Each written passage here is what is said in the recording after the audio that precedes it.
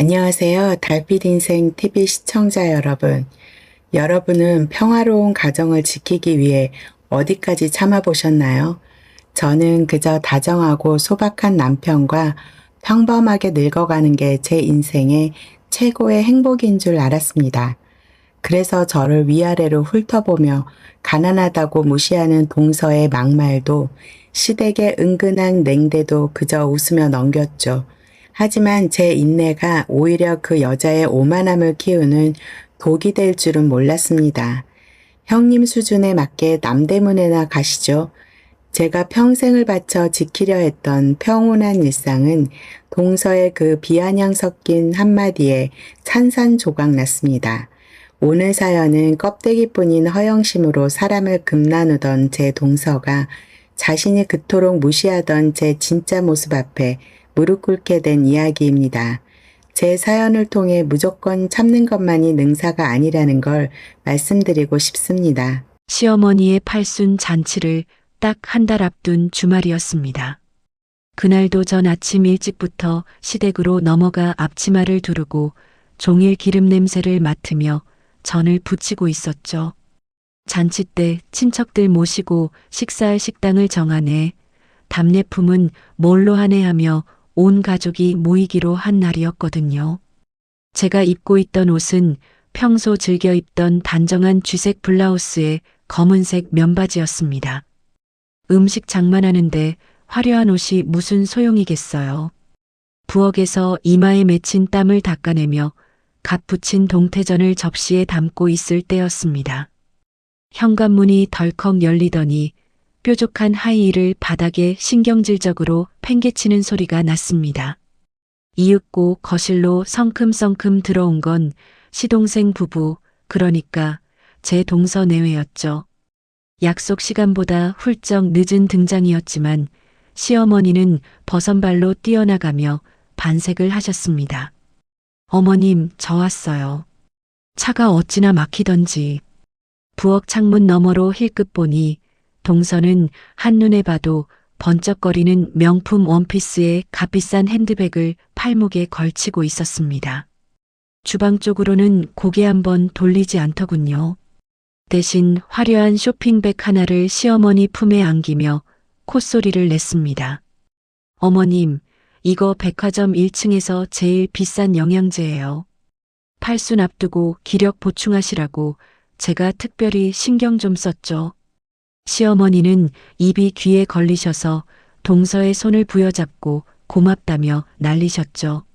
저는 하던 일을 멈추고 손을 대충 씻은 뒤 거실로 나갔습니다. 동서 왔어? 길 막히는데 오느라 고생했네. 과일 좀 내올 테니까 앉아있어. 제가 웃으며 인사를 건네자 소파에 기대앉던 동서의 시선이 제 정수리부터 발끝까지 훑쳐내렸습니다. 그녀의 눈꼬리가 살짝 올라가더니 이내 입가에 비웃음 섞인 미소가 번지더군요.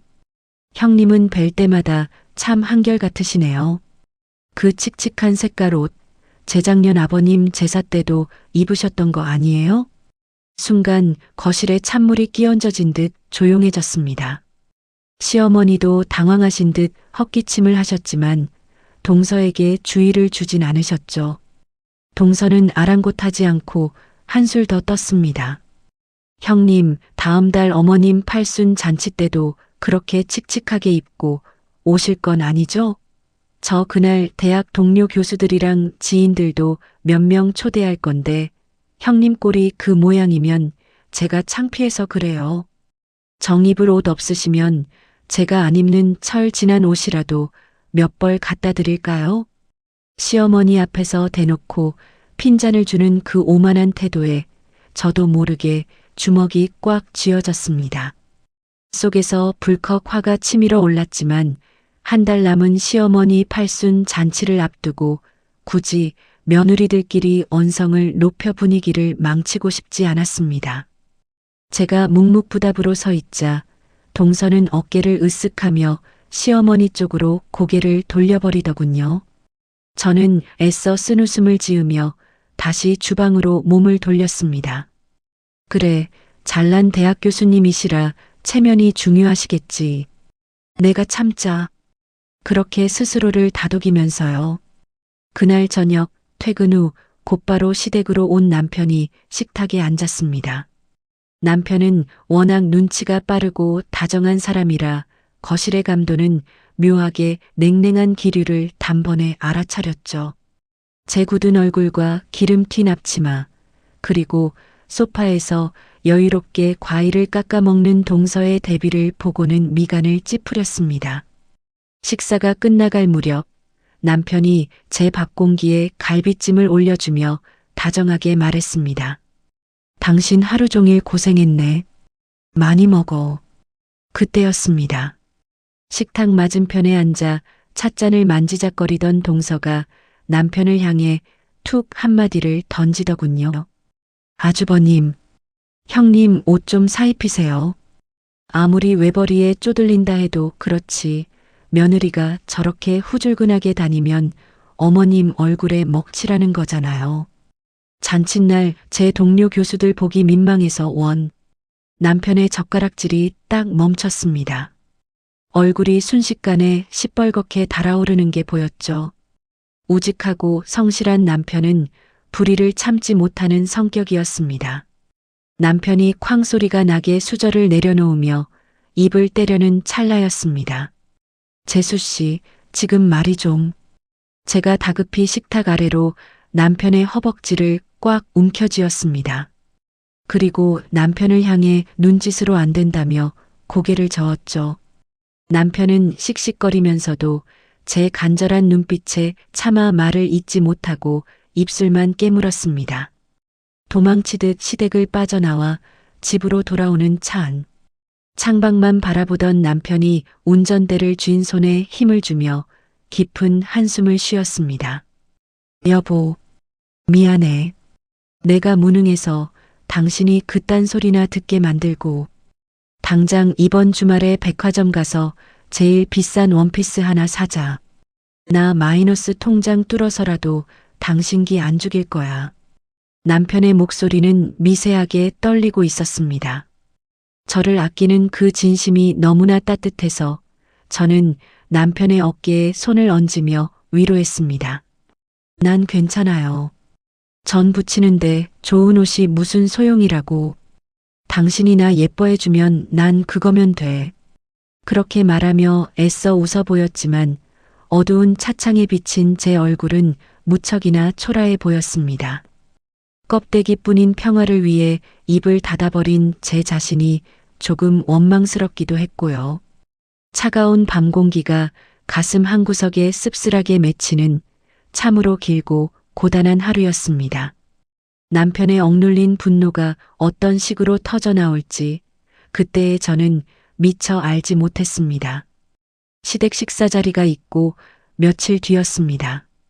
평화롭던 저희 집 현관문 앞에 커다란 사과 괵장만 한 택배 상자 하나가 놓여 있었습니다. 보낸 사람 이름에는 제 동서의 이름이 또렷하게 적혀 있었죠. 저는 고개를 갸웃하며 상자를 거실 바닥으로 들고 들어왔습니다. 설마 지난번에 옷차림으로 면박 준 게 미안해서 뭘 보냈나? 아주 잠깐 정말 순진하게도 그런 기대를 했던 것 같습니다. 커터 칼로 조심스레 상자 테이프를 뜯어내고 안을 들여다본 순간 저는 제 눈을 의심했습니다. 백화점 쇼핑백이나 반듯하게 각 잡힌 상자가 들어있을 거란 예상과 달리 상자 안에는 시커먼 검은색 비닐봉투 몇 개가 아무렇게나 쑤셔 박혀 있었습니다.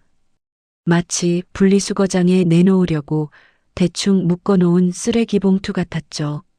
불길한 예감에 봉투 매듭을 풀어 헤치자 퀴퀴한 장롱 냄새와 짙은 조명 냄새가 확 풍겨왔습니다. 그 안에는 유행이 10년은 지나 보이는 번쩍거리는 비즈 장식의 촌스러운 블라우스들, 목덜미 쪽에 누렇게 화장품 얼룩이 묻어있는 스카프, 심지어 올이 나가 입지도 못할 것 같은 니트가 엉망진창으로 엉켜 있었습니다. 그리고 그 헌옷 무더기 맨 위에는 동서가 평소 즐겨 쓰는 고급 호텔 메모지 한 장이 툭 던져져 있더군요. 형님, 제가 대학교 시간 강사 시절에 돈 아끼느라 시장통에서 사다 입던 옷들인데 짐 정리하다 버리려니 형님 수준엔 이게 딱일 것 같아서 챙겨 보내드려요. 어머님 팔순 잔치 때나 평소에 동네 마트 가실 때 요긴하게 입으세요. 버리려다 드리는 거니까 부담 갖지 마시고요. 메모를 읽어 내려가는 동안 제 손끝이 파르르 떨리기 시작했습니다. 이건 시누이나 동서지간의 얄미운 기싸움 정도가 아니었습니다. 명백한 조롱이자 사람을 헌옷수거함이나 거지 취급하는 악의적인 폭력이었죠. 사람의 인격과 수준을 철저하게 짓밟는 그 태도에 기가 막혀 헛웃음마저 튀어나왔습니다. 때마침 퇴근하고 현관문을 열고 들어서던 남편이 거실에 우두커니 서 있는 저를 발견했습니다. 바닥에 널브러진 얼룩진 스카프들과 유행 지난 헌 옷가지들, 그리고 멍한 얼굴로 제가 들고 있는 메모지까지. 남편은 직감적으로 이상함을 느끼고 겉옷을 벗다 말고 성큼성큼 다가와 제 손에서 메모지를 낚아챘습니다. 메모를 읽어 내려가던 남편의 눈동자가 주체할 수 없이 흔들리더니 이내 그의 얼굴이 불그락푸르락 달아올랐습니다. 이 미친 여자가 진짜. 남편은 손에 쥐고 있던 메모지를 꽉 구겨 바닥에 내동댕이 쳤습니다. 그러고는 씩씩거리며 바닥에 놓인 택배 상자를 발로 뻥 걷어찼습니다. 상자가 요란한 소리를 내며 엎어지고 남은 헌 옷들이 거실 바닥으로 처참하게 쏟아져 내렸죠.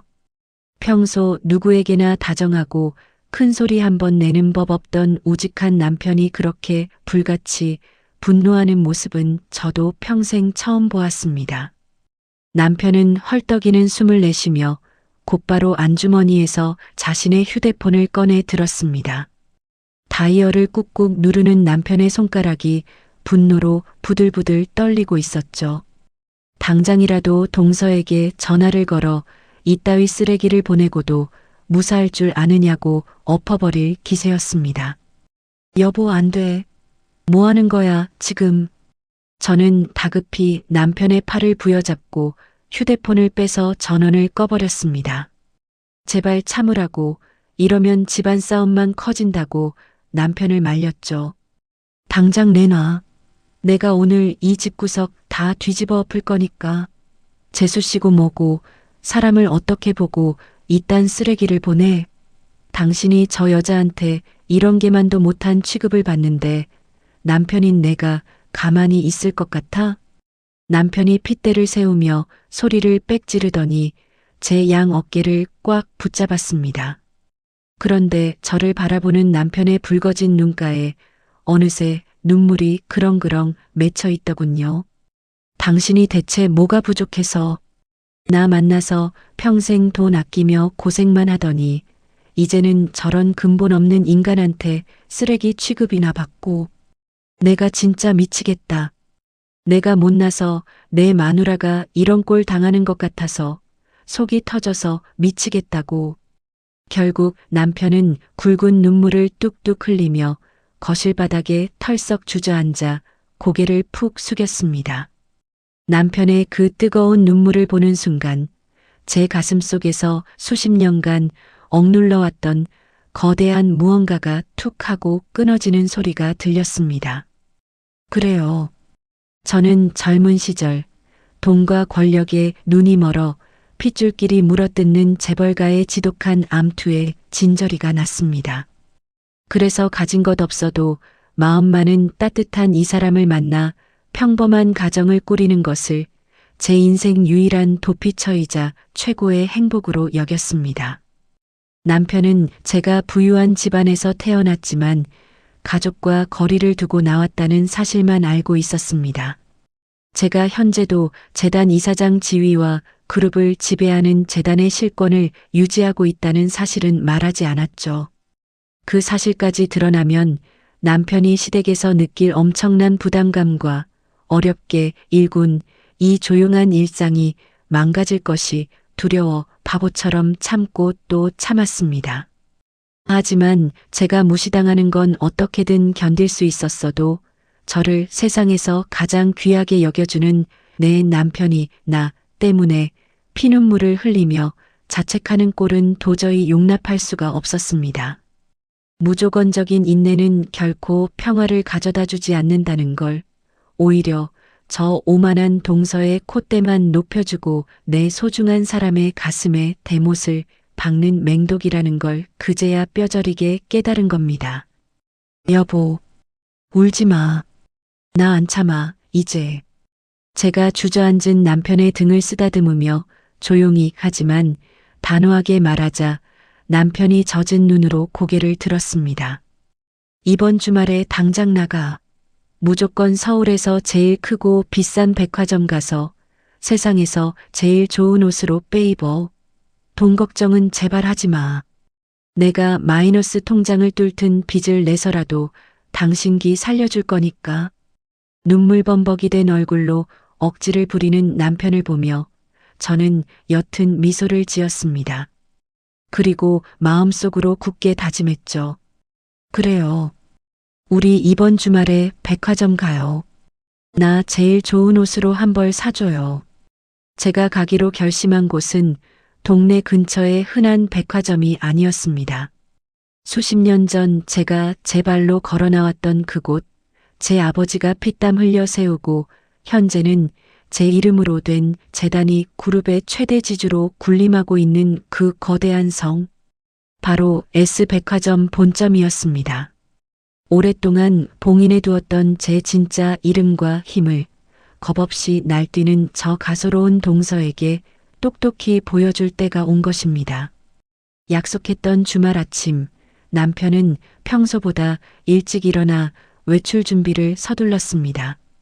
옷장에 걸린 옷 중 가장 단정한 정장을 꺼내 입은 남편의 얼굴에는 비장함마저 감돌고 있었죠.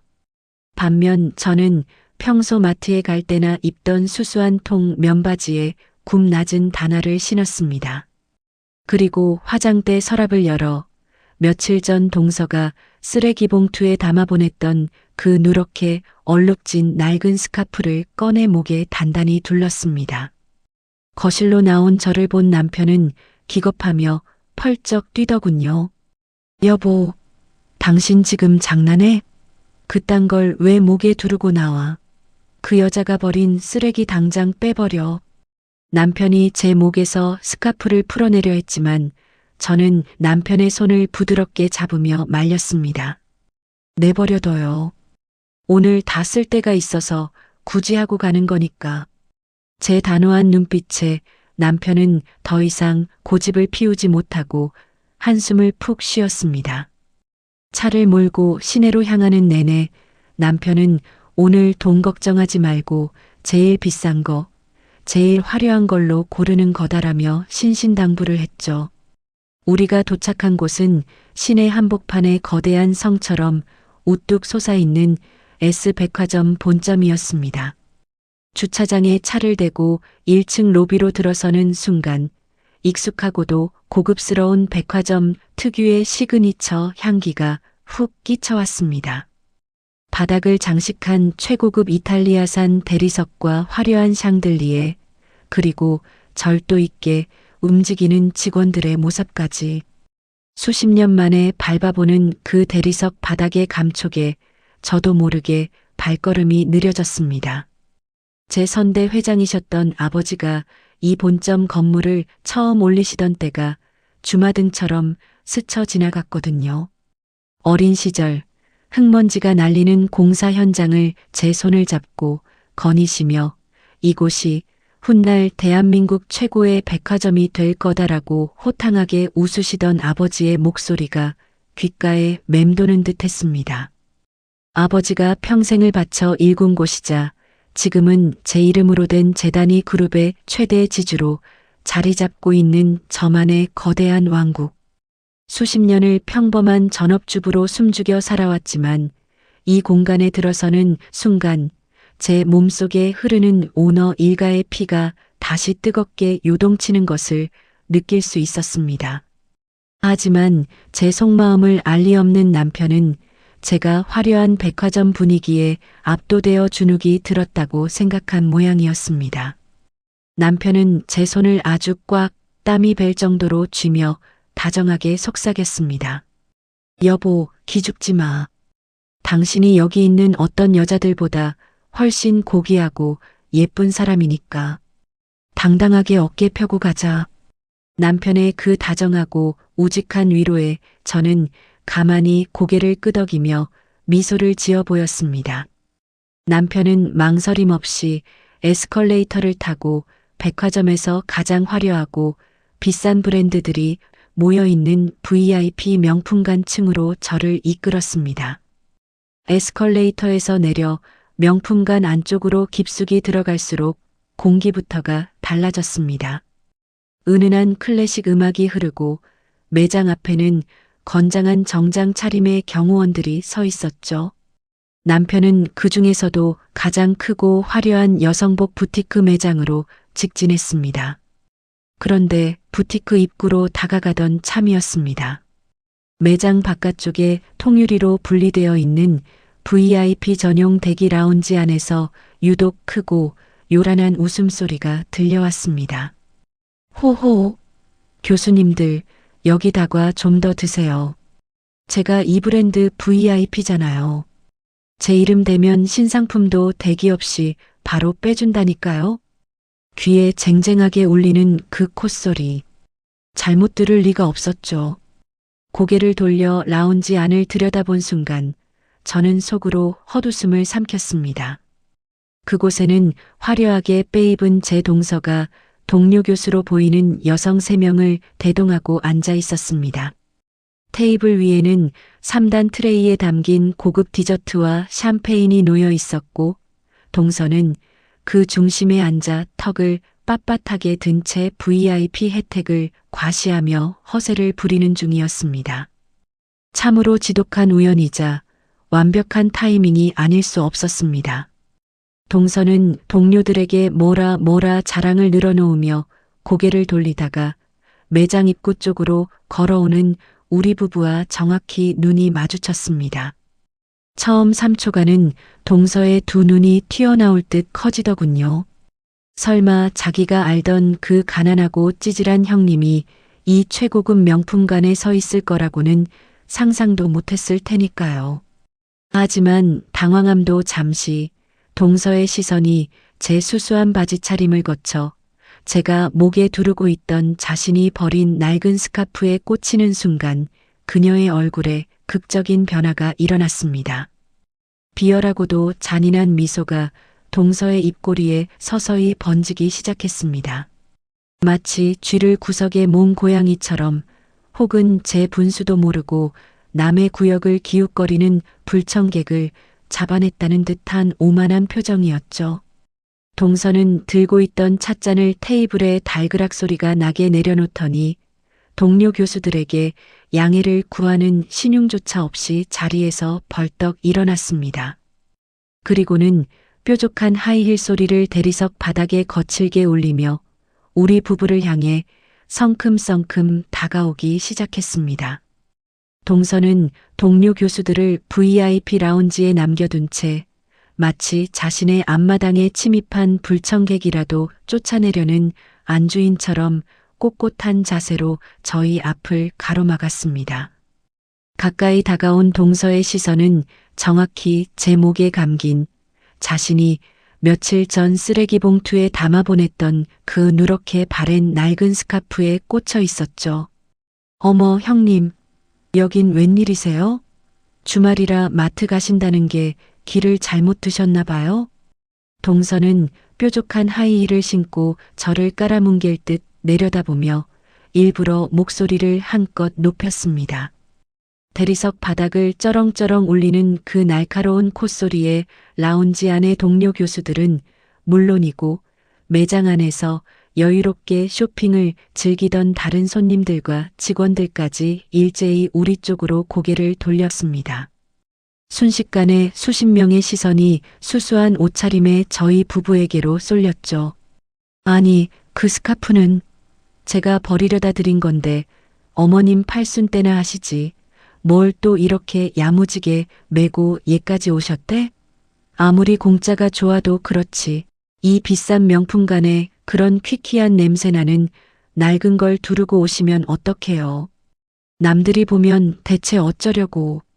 일부러 주변 사람들이 다 들으라는 듯 한자 또박또박 내뱉는 그 목소리에는 명백한 조롱과 사람을 깔아뭉개는 희열이 묻어 있었습니다.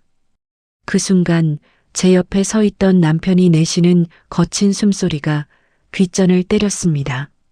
남편은 핏발선 눈으로 동서 앞으로 한 걸음 성큼 나서며 낮고 단호하게 으름장을 놓았습니다. 당장 비켜라. 더 이상 사람 취급 안 하기 전에 좋은 말 할 때 입 닥치고 비켜. 평소 화내는 법의 없이 늘 사람 좋은 웃음만 짓던 남편의 묵직한 경고였습니다. 하지만 이미 VIP라는 얄팍한 타이틀과 주변의 시선에 흠뻑 취해 아나무인이 된 동서의 귀에는 그 경고가 들리지 않는 모양이었습니다. 오히려 동서는 팔짱을 딱 끼고 턱을 빳빳하게 치켜들며 남편을 향해 한층 더 노골적으로 비아냥거렸습니다. 아주버님이 뭘 단단히 착각하시나 본데 여긴 두 분이 주말마다 콩나물값 깎으러 다니시는 동네 시장통이 아니에요. 지금 제 뒤로 진열된 저 재킷 하나가 아주버님 몇 달치 월급인 건 아세요? 살 능력도 안 되면서 괜히 쭈뼛거리며 매장 물 흐리지 마시고 그냥 밖에서 쇼윈도 눈욕이나 실컷 하시다 가세요. 네. 남편의 두 주먹이 하얗게 질리도록 꽉 쥐어지는 게 보였습니다. 턱관절이 도드라질 정도로 이를 악물고 온몸을 부들부들 떠는 남편을 대신해 이번에는 제가 직접 나섰습니다. 저는 동서의 그 저열한 도발에도 한치의 흔들림 없는 평소와 다름없는 차분한 표정으로 그녀와 정면으로 눈을 맞췄습니다. 우리는 오늘 옷을 보러 왔으니 그만 비켜주세요. 조용조용하지만 단호함이 실린 제 말투에 기고만장하던 동서의 미간이 확 구겨졌습니다. 자신이 이토록 많은 사람들 앞에서 공개적으로 망신을 주고 짓밟고 있는데도 수치스러워하며 도망치기는커녕 너무나도 담담하게 응수하는 제 태도가 오히려 그녀의 알량한 자존심을 심하게 건드린 겁니다. 자신이 기대했던 가난한 형님의 굴욕적인 모습이 아니었으니까요. 뭐 옷을 봐요? 형님 진짜 제정신 아니시구나. 결국 얄팍한 이성을 잃은 동서는 앙칼지게 소리치더니 돌연 매장 안쪽을 향해 다급하게 손을 흔들어댔습니다. 여기 매니저 어디 있어요? 책임자 당장 이리 좀 와봐요. 동서의 신경질적인 호출에 매장 안쪽에서 유니폼을 단정하게 차려입은 중년의 점장이 사색이 되어 달려왔습니다. 동서는 매니저가 다가오자마자 마치 자신이 이 백화점의 대단한 상전이라도 된 것처럼 삿대질까지 해가며 윽박지르기 시작했습니다. 매니저님, 이 매장 수질 관리, 아니 출입 관리 이따위로 할 거예요? 저 여기 최우수 등급 BVIP인 거 잘 아시죠? 저기 제 지인들인 교수님들도 모시고 왔는데 대체 이 고급스러운 명품관에 왜 저런 구매 능력도 하나 없는 사람들이 들어와서 분위기를 엉망으로 흐리게 내버려 두는 거예요? 당장 내쫓아요. 매니저는 당황한 기색이 역력했습니다. 힐끗 저희 부부의 평범한 옷차림을 살피더니 이내 난처한 표정으로 동서에게 허리를 거듭 굽히며 진땀을 뺐습니다. 고객님, 정말 죄송합니다만 저희 매장은 원하시는 고객님은 누구나 둘러보실 수 있는 열린 공간이라서요. 저희가 임의로 고객님들을 내보낼 수는 없습니다.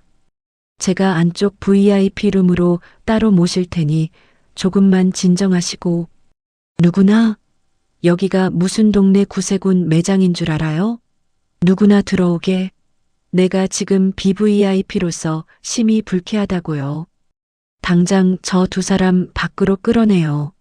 안 그러면 나 오늘 이 매장 본사에 정식으로 컴플레인 걸고 여기 걸려 있는 내 예약금 다 빼버릴 거니까 알아서 해요. 동서의 억지는 갈수록 선을 넘고 있었습니다. 수많은 구경꾼들 앞에서 저희 부부를 전염병 환자나 벌레 보듯 취급하며 매장에서 쫓아내려 안달이 난 그녀의 악다구니가 대리석 벽을 타고 명품관층 전체를 날카롭게 울리고 있었습니다. 매니저는 어쩔 줄 몰라 하며 하얗게 질린 얼굴로 손수건을 꺼내 이마에 땀을 닦아냈고 주변을 둘러싼 사람들의 수군거리는 소리는 점점 더 커져만 갔습니다. 동서의 그 얄팍한 우월감이 제 남편과 저를 향한 노골적인 사회적 모욕으로 번져가는 참으로 아찔하고도 기가 막힌 대치 상황이 벌어지고 있었습니다. 매니저가 쩔쩔매며 절차상 고객을 임의로 내보낼 수는 없습니다라고 대답하자 동서의 인내심은 거기서 바닥을 드러내고 말았습니다. 자신이 모시고 온 잘난 동료 교수들 앞에서 대단한 권력자라도 된 양허세를 부려놓았는데 일개 매니저가 자기 지시를 단번에 따르지 않으니 얄팍한 자존심에 큰 금이 간 거겠죠. 뒤에서 수군거리는 구경꾼들의 시선도 동서의 조급함을 부추겼을 겁니다. 얼굴이 불그락푸르락해진 동서는 매니저를 밀치듯 앞으로 나서며 급기야 제 코앞에 대고 삿대질을 하기 시작했습니다. 이봐요, 매니저. 당신 내가 누군지 몰라? 내가 이 백화점에서 긁는 카드가 얼만데 저런 거지. 같은 인간들 하나 못 쫓아내서 날 이렇게 불쾌하게 만들어? 당장 본사에 전화해서 당신 잘리는 꼴을 봐야 정신을 차릴 거야? 악다구니를 쓰던 동서의 불똥은 다시 저를 향해 날아왔습니다. 그녀는 씩씩거리는 숨을 고르더니 입꼬리를 한쪽으로 비틀어 올리며 제 가슴에 대고 돌이킬 수 없는 비수를 꽂았습니다. 형님, 진짜 뻔뻔하시네. 동생이 이 정도로 창피를 줬으면 알아서 눈치껏 꺼져줘야 하는 거 아니에요? 대체 뭘 믿고 여기서 이렇게 알량한 자존심을 세워요? 형님 수준에 맞게 남대문에나 가시죠. 그 냄새나는 스카프에 그 후줄근한 바지 입고 명품관 바닥 밟는 거, 백화점 물 흐리는 민폐인 거 몰라요? 그 비열한 콧방귀 소리와 함께 쏟아진 망언. 남대문에나 가라며 손을 휘젓는 그 오만한 몸짓에 제 곁에서 억지로 인내심을 쥐어짜 내고 있던 남편의 이성이 마침내 툭 끊어지고 말았습니다. 이 미친 여자가 진짜 보자 하니까. 남편이 야수처럼 거친 포효를 내지르며 주먹을 불끈 쥐고 동서에게로 돌진하려 했습니다. 평생 남에게 큰 소리 한 번 내본 적 없는 다정한 사람이었지만 제 아내가 수십 명의 눈앞에서 인간 이하의 취급을 받는 꼴을 더는 두고 볼 수 없었던 겁니다.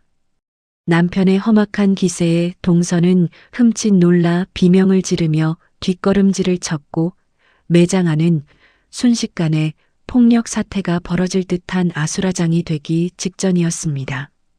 하지만 남편의 주먹이 동서에게 향하기 직전 제가 온몸을 던져 남편의 가슴팍을 꽉 끌어안았습니다. 여보, 안 돼. 제발 참아. 당신이 나설 일 아니야. 제가 안간힘을 쓰며 남편을 막아서자 남편은 씩씩거리면서도 차마 저를 뿌리치지 못하고 제 어깨에 굵은 눈물을 떨구었습니다. 그의 거친 숨결과 함께 억울함과 분노로 덜덜 떨리는 남편의 몸통이 제 품으로 고스란히 전해졌습니다. 당신이 대체 왜 이런 취급을 받아야 해? 남편의 목이 맨 쉰 목소리를 듣는 순간 제 머릿속은 놀랍도록 차갑고 명료하게 가라앉았습니다. 저는 그때 확실히 깨달았습니다. 제가 평범한 아내로 살기 위해 선택했던 그 맹목적인 침묵과 인내가 오히려 제 남편을 세상에서 가장 비참한 남자로 만들고 있다는 사실을 말입니다. 저 천박하고 얄팍한 동서에게 남편이 주먹을 휘둘러 경찰에 불려가는 꼴은 결코 원치 않았습니다. 이 상황을 가장 확실하게 그리고 가장 철저하게 짓밟아 버릴 수 있는 방법은 따로 있었으니까요. 저는 남편의 등을 가볍게 토닥이며 한 걸음 물러선 뒤 바들바들 떨고 있는 남편의 손을 깍지 껴 꽉 쥐어주었습니다. 그리고 제 어깨에 메고 있던 동서가 그토록 비웃었던 낡은 가죽 핸드백의 지퍼를 천천히 열었습니다. 제 지갑 가장 깊숙한 곳에는 10수년 동안 단 한 번도 세상의 빛을 보지 못한 물건이 하나 숨겨져 있었습니다. 그것은 동서가 자랑스럽게 흔들어대던 그런 흔한 플라스틱 신용카드가 아니었습니다. 묵직한 무광의 검은색 특수 합금 재질에 중앙에는 우리 백화점 그룹을 상징하는 가문의 문장이 정교한 금박으로 새겨져 있는 징표. 그룹의 최상위 오너 일가, 그 중에서도 경영의 실권을 쥔 극소수의 지주에게만 은밀히 지급되는 일명 블랙 명패였습니다. 제가 핸드백에서 그 묵직한 카드를 꺼내 들자 제 행동을 유심히 지켜보던 매니저의 얼굴에 의아함이 스쳤습니다. 저는 한치의 흔들림 없는 걸음으로 매니저 앞으로 다가가 그 카드를 불쑥 내밀었습니다. 그리고 소란스러운 매장 안의 공기를 단번에 얼어붙게 만들 만큼 낮고 서늘한 목소리로 물었습니다. 이 지점의 관리 총괄이 누굽니까? 당장 부르세요. 제 목소리에 담긴 묵직한 위엄의 매니저는 흠칫 놀라며 제 손에 들린 카드를 내려다보았습니다. 무광의 금속 표면에 반사되는 그룹 창업주의 문장. 그것이 무엇을 의미하는지 단번에 알아차린 매니저의 눈동자가 금방이라도 튀어나올 듯 커지더니 그의 얼굴에서 순식간에 핏기가 싹 가셨습니다. 매니저는 사시나무 떨듯 손을 덜덜 떨며 제 카드를 양손으로 공손히 받아 들려던 참이었습니다. 바로 그 순간이었습니다. 소란이 극에 달해 웅성거리던 매장 바깥의 대리석 복도에서 여러 사람의 무거운 구두 발소리가 일사불란하게 다가오고 있었습니다. 칙! 명품관 부티크 입구 소란 발생. 상황 즉시 통제 바랍니다. 건장한 덩치의 경호원들이 찬 무전기 소리가 날카롭게 울려 퍼졌고 이내 매장 입구를 겹겹이 둘러싸고 있던 구경꾼들이 홍해가 갈라지듯 양옆으로 황급히 물러섰습니다. 그리고 그 갈라진 틈 사이로 마침 본점 현장 점검을 돌던 고위 임원진 무리가 보안팀의 소란 보고를 받고 매장 앞으로 다가와 일제히 발걸음을 멈춰 섰습니다.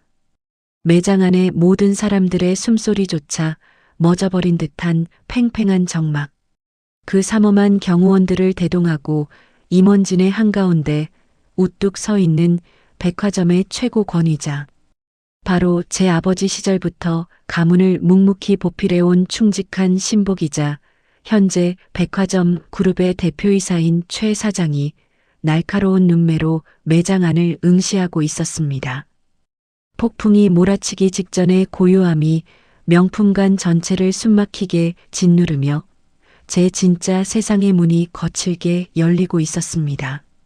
매장 입구를 에워싼 구경꾼들이 홍해가 갈라지듯 길을 내어주자 그 틈으로 최 사장님이 싸늘하게 굳은 표정으로 걸어 들어오고 있었습니다. 선대 회장이셨던 제 아버지 시절부터 바닥에서부터 치고 올라와 지금의 대표이사 자리까지 오른 분이셨죠. 평소에도 완벽주의의 불같은 성격으로 유명했던 최 사장님은 본점 현장 점검 중 보안팀으로부터 명품관 소란 보고를 받고 곧장 올라오신 듯 했습니다. 영업시간에 VIP 매장에서 대체 무슨 소란들입니까? 매니저, 상황 통제 하나 제대로 못하고 뭐 하는 거예요? 최 사장님의 불호령이 대리석 바닥을 쩌렁쩌렁 울리자 기고만장하게 날뛰던 동서마저 흠칫 놀라 어깨를 움츠렸습니다. 매니저는 사색이 되어 허리를 굽혔고 상황을 정리하려는 듯 경호원들이 저희 부부와 동서 쪽으로 다가오려는 찰나였습니다. 저는 매니저를 향해 내밀었던 그 무광의 블랙카드를 쥔 채로 고개를 돌려 걸어오는 최 사장님을 조용히 응시했습니다. 불같이 화를 내며 성큼성큼 다가오던 최 사장님의 시선이 허공에서 저와 마주쳤습니다. 그리고 제 손에 들린 오직 그룹의 최고 권력자에게만 주어지는 가문의 문장이 박힌 카드를 확인하는 순간이었습니다. 늘 카리스마 넘치던 최 사장님의 걸음이 벼락이라도 맞은 사람처럼 그 자리에 딱 멈춰 섰습니다. 그의 두 눈이 금방이라도 찢어질 듯 커지더니 이내 당혹감과 경악으로 물들었죠. 잠시 숨을 멈추고 제 얼굴을 뚫어져라 확인하던 그는 다급히 손을 들어 뒤따라오던 임원진과 경호원들을 뒤로 물렸습니다. 그러고는 마치 구름 위를 걷듯 허둥지둥 제 앞으로 달려오기 시작했습니다.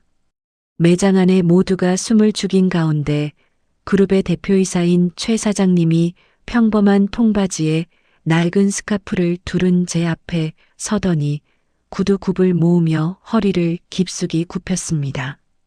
단순한 인사가 아니었습니다. 머리가 바닥에 닿을 듯한 완벽한 90도의 폴더 인사였습니다. 이 사장님, 이곳엔 어쩐 일이십니까? 오시면 오신다고 미리 연락을 주셨어야지. 미처 모시지도 못하고 제가 큰 결례를 범했습니다. 죄송합니다. 이 사장님. 백화점 사장의 입에서 터져나온 이 사장님이라는 묵직한 호칭.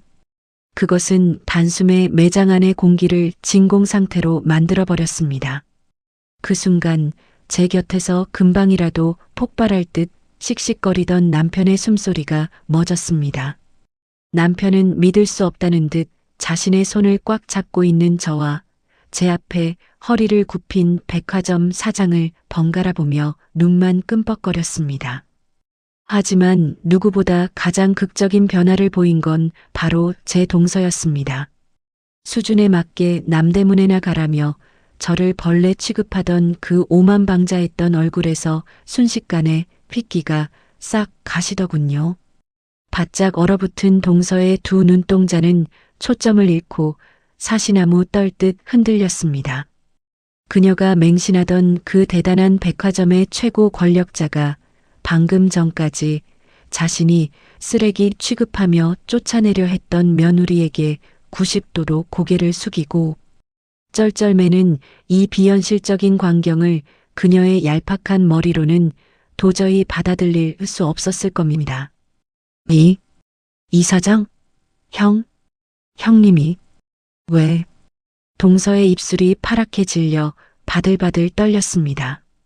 덜덜 떨리는 손으로 제 얼굴을 가리키려던 동서는 결국 다리에 힘이 풀려버렸는지 짐승의 앓는 소리 같은 비명을 내지르며 대리석 바닥에 털썩 주저앉고 말았습니다.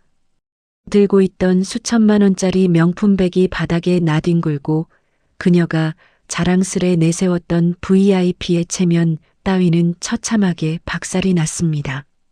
VIP 라운지에서 고개를 내밀고 상황을 지켜보던 동료 교수들의 얼굴도 하얗게 질렸습니다. 그들은 자신들에게 불똥이 튈까 두려웠는지 바닥에 주저앉은 동서를 부축하기는커녕 슬금슬금 뒷걸음질을 치며 시선을 피하기 바빴습니다. 동서의 억지 요구를 거절하며 난처해하던 매니저는 이미 혼이 나간 표정으로 벽에 붙어 덜덜 떨고 있었고요. 저는 바닥에 주저앉아 넋이 나간 동서에게는 단 한 번의 눈길조차 주지 않았습니다. 그저 제 손을 쥔 남편의 손을 더욱 단단히 깍지 껴잡으며 허리를 숙이고 있는 최 사장님을 향해 부드럽지만 뼛속까지 시리도록 차가운 목소리로 지시했습니다. 최 사장님, 일어나세요. 오랜만에 와봤더니 우리 백화점 VIP 기준이 예전보다 많이 낮아졌나 봅니다. 제 차분한 한마디에 최 사장님의 어깨가 흠칫 떨렸습니다. 저는 바닥에 엎어지듯 주저앉아 헐떡이는 동서를 턱끝으로 가리키며 말을 이었습니다. 수준에 안 맞는 손님들이 분수도 모르고 매장 한가운데서 소란을 피우며 물을 흐리니 본점 차원에서 격에 맞는 관리가 필요하겠네요. 안 그렇습니까? 제 말이 떨어지기가 무섭게 최 사장님의 얼굴이 분노로 일그러졌습니다. 자신이 평생을 모셔온 그룹 최대 지주이자 오너, 일가의 장녀가 일개 진상 고객에게 모욕을 당했다는 사실을 깨달은 셈이었으니까요. 못들 하고 있나? 이 고객에게 즉시 퇴장을 요청하고 계속 소란을 피우면 경찰에 신고하게. 최 사장님의 불호령이 떨어지자 대기하고 있던 건장한 보안 요원들이 순식간에 동서의 양옆으로 다가가 단호하게 퇴장을 요구했습니다. 아니에요. 형님, 제발요. 동서는 찢어지는 비명을 지르며 제 쪽으로 다가오려 했지만 보안 요원들은 동서가 더 접근하지 못하도록 막아선 채 매장 밖으로 안내했습니다. 방금 전까지 저를 향해 남대문 운운하며 조롱을 퍼붓던 콧대 높던 대학 교수님은 신발이 벗겨질 듯 비틀거리며 사색이 된 얼굴로 매장 밖으로 밀려났습니다. 그야말로 가장 비참하고 굴욕적인 퇴장이었죠. 동서의 악다구니가 멀어지고 명품관에 다시 묵직한 정적이 내려앉았습니다. 수십 년간 겹겹이 껴입었던 평범한 주부라는 허름한 허물을 마침내 벗어던진 그 순간 저를 바라보는 남편의 떨리는 눈동자 속에는 수만 가지의 감정이 소용돌이치고 있었습니다. 수십 년간 참아왔던 저의 반격은 이제 막 첫 단추를 깨었을 뿐이었습니다. 그 숨막히던 명품관 사건이 있고 난 바로 다음 날 아침이었습니다. 전날 밤 제 진짜 정체를 알게 된 시댁은 그야말로 발칵 뒤집혔습니다. 밤새도록 제 남편의 휴대폰으로 시어머니와 시동생의 전화가 불이 나게 걸려왔지만 남편은 모든 연락을 무시한 채 제 곁을 묵묵히 지켜주었죠. 남편은 한동안 아무 말도 못하다가 제게 왜 자신에게도 사실을 말하지 않았느냐고 물었습니다. 저는 재벌가의 암투에서 벗어나 평범하게 살고 싶었고 남편에게 부담을 주는 것도 두려웠다고 솔직히 털어놓았습니다. 남편은 서운한 마음을 숨기진 않았지만 끝내 제 손을 잡으며 말했습니다. 다음부터는 혼자 감당하지 마. 무슨 일이 있어도 나는 당신 편이니까. 그렇게 우리는 오랫동안 숨겨온 마음을 털어놓았고 다음 날 아침 결판을 내기 위해 시댁으로 향했습니다. 시댁 현관문을 열고 들어가자 거실 공기는 마치 얼음물을 끼얹은 듯 차갑게 얼어붙어 있었습니다. 평소 같으면 제가 오자마자 부엌으로 등 떠밀며 잔소리를 늘어놓으셨을 시어머니는 소파 끝에 불안하게 걸터앉아 제 눈치만 슬금슬금 살피고 계셨습니다. 제가 남편과 함께 거실 중앙에 앉아 찻잔을 내려놓기도 전이었습니다. 도어록 열리는 소리가 요란하게 나더니 현관문이 부서져라 열리며 동서와 시동생이 헐레벌떡 뛰어들어왔습니다. 전날 명품관에서 사람들을 깔아뭉개며 그토록 기고만장했던 대학 교수님의 모습은 온데간데 없었습니다. 화장기 하나 없는 창백한 얼굴에 퉁퉁 부은 눈, 제대로 빗지도 않아 엉클어진 머리카락까지. 동서는 현관에서 신발을 벗다 말고 거실에 앉아 있는 저를 발견하자마자 짐승처럼 울부짖으며 제 앞으로 기어 오다시피 달려왔습니다. 동서가 이토록 반쯤 넋이 나간 상태로 사색이 되어 달려온 이유가 있었습니다. 쫓겨나듯 백화점을 빠져나간 동서는 백화점 사장이 저를 부르던 이사장님이라는 호칭의 실체를 밤새 뒷조사했던 모양입니다. 그리고 마침내 자신이 끔찍한 판도라의 상자를 열었다는 사실을 깨달은 겁니다. 여러분, 대학 교수들에게 기업의 연구비 지원이라는 게 어떤 의미인지 아십니까?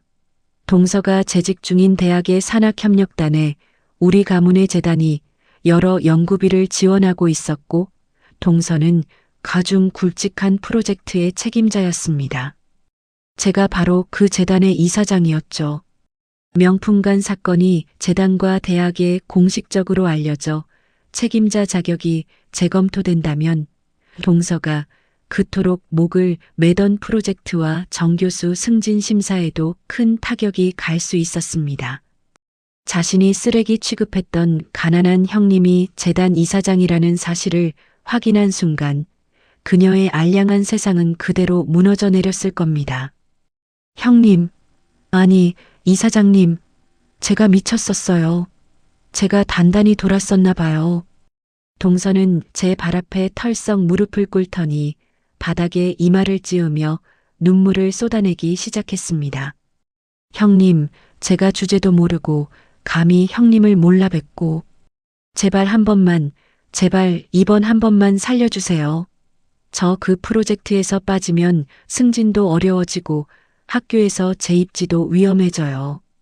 제가 앞으로 형님 종노릇이라도 할 테니까 제발 재단 후원만은 끊지 말아주세요. 네. 손이 발이 되도록 싹싹 비는 동서의 양손은 파들파들 떨리고 있었습니다. 제 바짓단을 부여잡고 눈물 콧물을 흘리며 매달리는 꼴을 내려다보고 있자니 참으로 기가 막히고 허탈했습니다. 불과 하루 전만 해도 남대문에나 가라며 저를 향해 콧방귀를 뀌던 입술에서 이제는 제발 살려달라는 애원이 터져 나오고 있었으니까요. 그 눈물은 자신의 지난날에 대한 뼈저린 반성이나 미안함이 아니었습니다. 그저 자신의 밥줄이 끊길지도 모른다는 공포, 자신이 가진 얄팍한 지위를 잃을까 두려워 흘리는 가식적이고 비열한 눈물일 뿐이었죠. 시어머니조차 이 기막힌 상황에 어쩔 줄 몰라 하며 제 눈치를 살폈습니다. 예, 큰애야. 그래도 명색이 동서지간인데 내가 윗사람으로서 한 번만 너그럽게. 시어머니가 떨리는 목소리로 거들려 했지만 저는 차갑게 굳은 얼굴로 시어머니의 말을 잘라냈습니다. 저는 제 바지를 쥔 동서의 손을 차갑게 떼어내며 단호하고 서늘한 목소리로 내뱉었습니다. 동서가 입다 버린 쓰레기는 동서가 직접 치워. 내 재단은 인성 바닥인 교수한테 후원할 돈 한 푼도 없어. 제 입에서 떨어진 가차없는 심판에 동서는 숨이 넘어갈 듯 헉소리를 내며 바닥에 엎드렸습니다. 시동생마저 사색이 되어 제 남편의 바짓가랑이를 붙잡고 형님 한 번만 봐달라며 애원했지만 남편은 차갑게 동생의 손을 뿌리쳤습니다. 저는 더 이상 이 위선적인 공간에 단 1초도 머물고 싶지 않았습니다. 자리에서 천천히 일어난 저는 덜덜 떨고 있는 시어머니를 똑바로 마주보며 말했습니다. 어머님, 저 당분간 시댁의 발길 끊겠습니다. 그동안 어머님도 동서가 저 무시하고 제 남편 깎아내릴 때 단 한 번도 말리신 적 없으시죠? 오히려 은근히 동서 편을 드셨고요. 시어머니의 얼굴이 부끄러움과 당혹감으로 붉게 달아올랐습니다. 저는 제 옆에 선 남편의 손을 꽉 깍지 껴잡았습니다. 남편의 크고 따뜻한 손이 제 손을 단단히 마주 잡아주었죠. 가난한 며느리는 무시해도 되지만 돈 많은 며느리 앞에서는 설설기는 이런 집안에 저도 더 이상 며느리 도리할 생각 없습니다. 제 남편 무시하는 사람들과는 그게 가족이라 해도 평생 안 보고 살 겁니다. 여보, 가자. 저는 바닥에 엎드려 통곡하는 동서와 꿀먹은 벙어리가 된 시어머니를 뒤로 한 채 미련 없이 뒤돌아섰습니다. 현관문을 열고 나서는 제 발걸음은 그 어느 때보다 가볍고 단단했습니다. 수십 년간 저를 올가매던 착한 며느리라는 굴레, 가짜 평화를 위해 삼켜야 했던 억울한 침묵을 제 손으로 완전히 박살내고 끊어낸 순간이었습니다. 등 뒤로 닫히는 현관문의 둔탁한 소리와 함께 저를 숨막히게 했던 억압적인 시댁과의 인연도 완전히 끝이 났습니다. 그날 남편의 손을 잡고 시댁 현관문을 매몰차게 닫고 나온 지 벌써 몇 달이라는 시간이 흘렀습니다. 폭풍처럼 몰아쳤던 그 사건 이후 제 삶과 주변에는 크고 작은 변화들이 찾아왔죠. 가장 먼저 들려온 소식은 당연하게도 제 동서에 관한 것이었습니다. 저는 재단의 명품관 사건의 경위와 동서가 책임자로 있던 연구 프로젝트의 운영 실태를 정식으로 검토하라고 지시했습니다. 대학 전체의 지원을 끊어 엉뚱한 학생들이 피해를 보게 하진 않았지만 해당 프로젝트의 지원금 집행은 조사가 끝날 때까지 보류했죠. 재단의 공식 검토가 시작되자 대학 측도 자체 조사에 들어갔습니다. 조사 과정에서 명품관에서의 부적절한 언행뿐 아니라 동서가 평소 동료와 직원들에게 보였던 갑질과 연구비 운영 문제에 관한 제보까지 이어졌다고 합니다. 결국 대학은 동서를 그토록 목숨처럼 여기던 메인 프로젝트의 책임자 자리에서 배제했습니다. 더 기가 막힌 건 주변 사람들의 태도였습니다. 평소 동서의 아나무인격인 태도와 노골적인 금 나누기에 눌려 지내던 동료 교수들은 대학 조사에서 그동안 겪었던 일들을 하나둘 진술했습니다. 명품관 라운지에서 동서가 쏘는 공짜 샴페인을 마시며 비위를 맞추던 사람들마저 더는 동서의 편에 서지 않았다고 하더군요. 결국 동서는 대학의 정식 징계 절차를 거쳐 프로젝트에서 완전히 배제됐고 얼마 뒤 지방 캠퍼스로 인사 이동됐습니다. 허영과 얄팍한 인맥으로 높게 쌓아 올렸던 그녀의 가짜 성벽이 가장 비참한 방식으로 무너져 내리는 데는 그리 오랜 시간이 걸리지 않았습니다. 시댁 식구들 역시 마찬가지입니다. 제게 씻을 수 없는 모욕을 주었던 동서의 처참한 말로를 똑똑히 목격한 시어머니와 시동생은 감히 제게 연락 한 통, 문자 한 통 남기지 못한 채 쥐죽은 듯 지내고 있습니다. 한 달 뒤 시어머니 팔순 잔치에는 저는 참석하지 않았고 남편만 잠시 다녀와 자식으로서 최소한의 도리만 했습니다. 가끔 시어머니가 제 남편에게 조심스럽게 전화를 걸어 눈치를 보며 안부를 묻긴 하지만 제 이름 석자는 무서워서 입 밖으로 꺼내지도 못하신다고 하네요. 남편 역시 굳이 시댁과 억지로 연을 이어가려 하지 않으며 저를 철저히 존중하고 보호해주고 있습니다.